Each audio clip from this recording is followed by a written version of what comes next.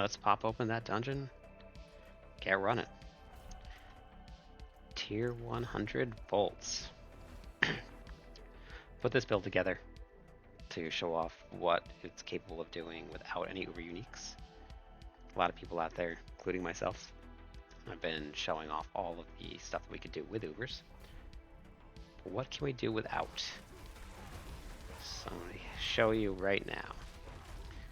We'll talk a little bit about the build as we go through. This is a very strong build. Damage is going to be very, very high. So we don't necessarily need to run this much damage. If you're finding yourself dying a lot, throw on some defensive gear. Stuff to worry about as you're going through is Fury management. The build is calling for Unbridled Rage, but that is a huge tax on your Fury. So if you're going to be running Unbridled Rage, then make sure that you're always hitting something while you're using HotA. If you just spam it, you're going to end up running out. But the way that it's set up is it's set up on attack to gain back a ton of Fury, so it allows us to run Unbridled Rage as long as there are people there hitting. So other things to worry about as a barbarian is enemies at a distance. Most of our damage reduction comes from at close or from bleeding, so these constructs in here actually hit very hard. I'm running the wrong way here because I'm just talking. So you want to make sure you're closing that gap as best you can and as fast as you can. That's really why we use charge. Charge is more of a utility in here than anything.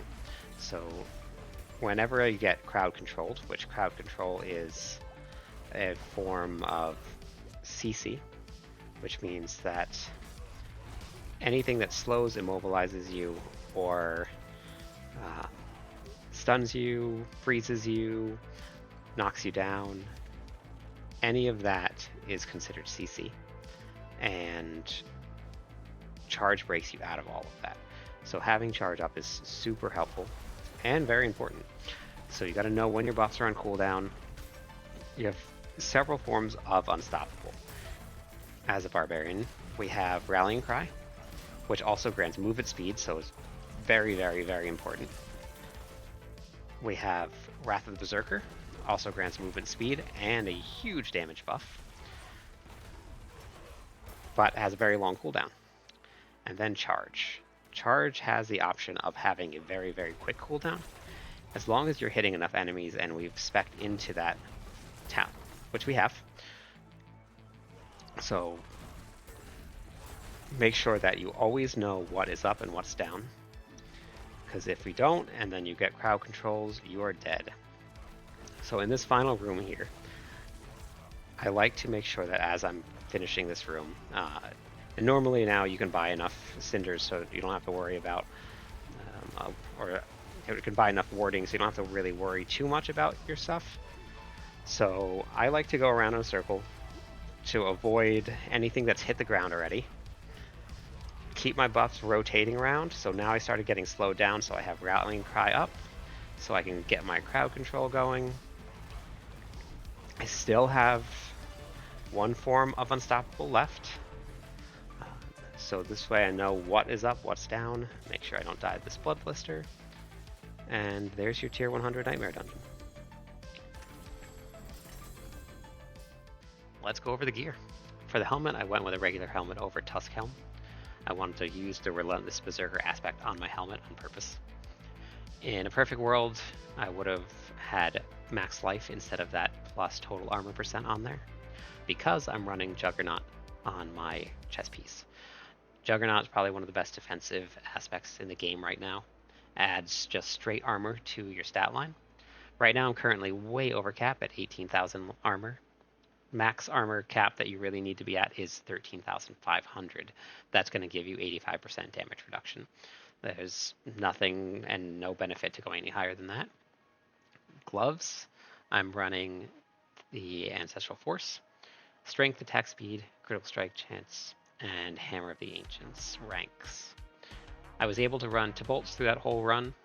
If you find yourself feeling very squishy, you have the option to run defensive pants. I had them here with me just in case. Again, that stat line for total armor would be perfect for baby damage reduction from bleeding, or max life depending on your playstyle and how you feel. And it's a great way to add 20% damage reduction from Iron Blood. On my boots, I'm running Ghostwalker.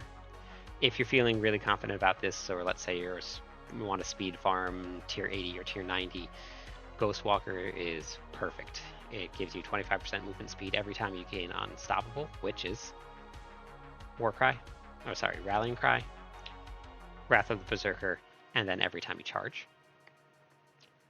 And then it also allows you to pass through monsters, so if you run into a group of monsters, you're not going to stop and then have to run around them. You can just run right on through. On my two-hander, we're running Earth Strikers. On the one-handers, we're running Edge Masters. And then Elements, Limitless Rage. On our rings, we're running Echoing Fury. Of course, you can never go wrong with your Red Fear. Guaranteed crits.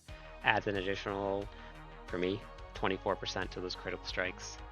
And then we're running Banished Lord's Talisman, which, again, if you find yourself hurting for damage reduction, you can swap out Banished Lords too. Your damage will take a big hit, but staying alive, you can't really do damage if you're dead.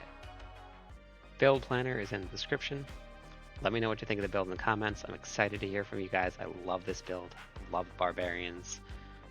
Thank you for watching, everybody. Have a great night. Hey everyone, if you are enjoying the content, don't forget to like and subscribe. Click that button. I am live on Twitch just about every day. Hope I see you there.